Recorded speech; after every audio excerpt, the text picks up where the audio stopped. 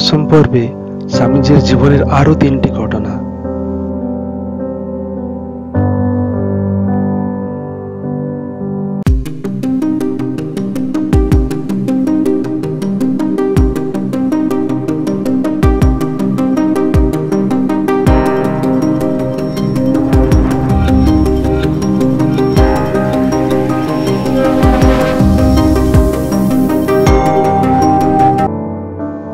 আধ্যাত্মিক অসন্তোষ ও স্বামীজি।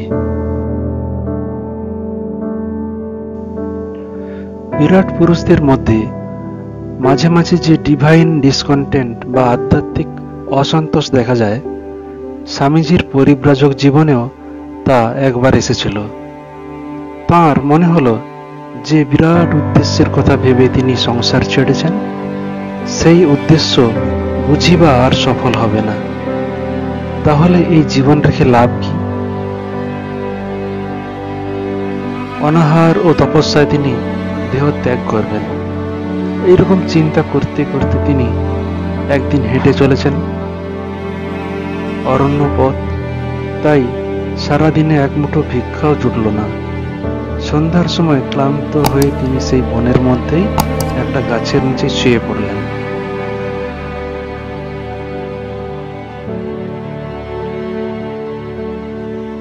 একটু পরে দেখলেন একটা বাঘ তাঁর দিকে এগিয়ে আসছে।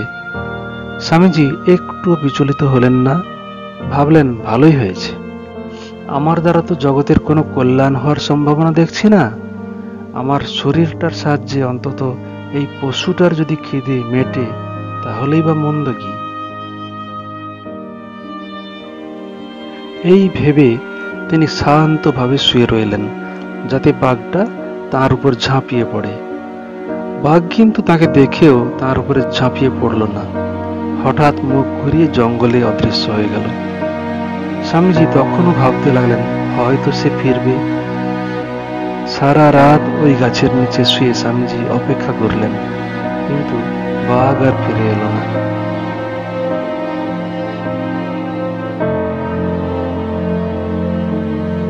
সাক্ষাতে কঠিন সমালোচক, কিন্তু অসাক্ষাতে শুধুই গুণদর্শী। পরিব্রাজক স্বামীজির সঙ্গে মহীশূরের মহারাজের ঘনিষ্ঠ সম্পর্ক গড়ে উঠেছে। অন্যদের মতো মহীশূরের মহারাজও স্বামীজির প্রতিভা ও ব্যক্তিত্বে অভিভূত। একদিন মহারাজ স্বামীজিকে প্রশ্ন করলেন, স্বামীজি, আমার সভাসদদের আপনার কিরকম মনে হয়? সভাসদরা সেখানেই উপস্থিত ছিলেন। তাদের সামনেই স্বামীজি বললেন, সভাসদদের প্রকৃতি সর্বত্রই সমান। স্বামীজির এই স্পষ্ট ইঙ্গিতে মহারাজ অপ্রস্তুত। তিনি একটু আপত্তি করে বললেন, না না স্বামীজি, আমার দেওয়ান অন্তত তেমন প্রকৃতির লোক নন। স্বামীজি বললেন, কিন্তু মহারাজ, দেওয়ানের কাজই হলো রাজস্ব ধন সরিয়ে নিয়ে ইংরেজ সরকারের প্রতিনিধিকে দেওয়া। মহারাজ তাড়াতাড়ি কথার ধারা পাল্টে নিলেন এবং কিছুক্ষণ পরে স্বামীজিকে নিজের ঘরে ডেকে নিয়ে গিয়ে বললেন, দেখুন স্বামীজি, অত্যধিক স্পষ্টবাদিতা অনেক ক্ষেত্রে তেমন নিরাপদ নয়। আপনি আমার সভাসদদের সামনে যেভাবে কথা বলছিলেন, এমনি ভাবে ভবিষ্যতেও বলতে থাকলে আমার ভয় হয় কে কখন আপনার উপর বিষ প্রয়োগ করে বসে। স্বামীজি উত্তর দিলেন, কি বলছেন আপনি? আপনি কি মনে করেন ঠিক ঠিক যে সন্ন্যাসী সে সত্য বলতে ভয় পায়? তাদের জীবনের ভয় থাকলেও কিছুই যায় আসে না। এই ধরুন মহারাজ, কাল যদি আপনার ছেলে আমাকে জিজ্ঞেস করে, স্বামীজি, আপনি আমার বাবার সম্পর্কে কি মনে করেন? আমাকে কি তখন আপনার উপর এমন সব গুণাবলী আরোপ করতে হবে যা আমি ঠিক জানি আপনার কোনো কালে নেই? কখনো না। এরকম স্পষ্টবাদী হলেও স্বামীজির রীতি এই ছিল যে কারো দোষ দেখলে তাকে সামনেই ভর্ৎসনা করতেন, কিন্তু অসাক্ষাতে তার গুণের দিকটাই শুধু বলতেন। দোষের কথাটা তখন তার জন্য মনেই থাকতো না।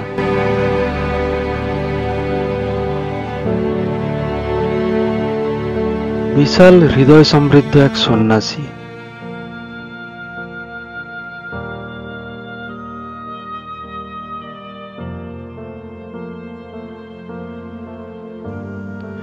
স্বামীজির গুরুভাই তুরিয়ানন্দের অর্থাৎ হরি মহারাজের কাছ থেকে একটা ঘটনার কথা জানা যায়।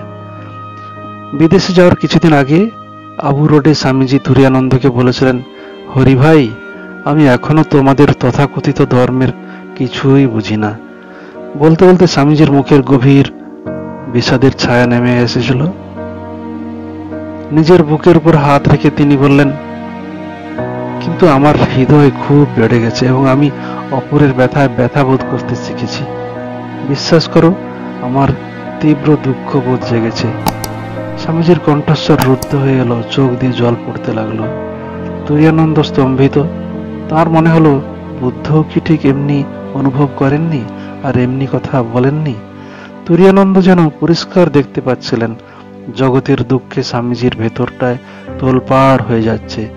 তার হৃদয়টা যেন প্রকাণ্ড একটা কড়াই, সেখানে তিনি যেন এমন একটা মলম তৈরি করতে চাচ্ছেন জগতের সমস্ত দুঃখ যাতে দূর হয়ে যাবে।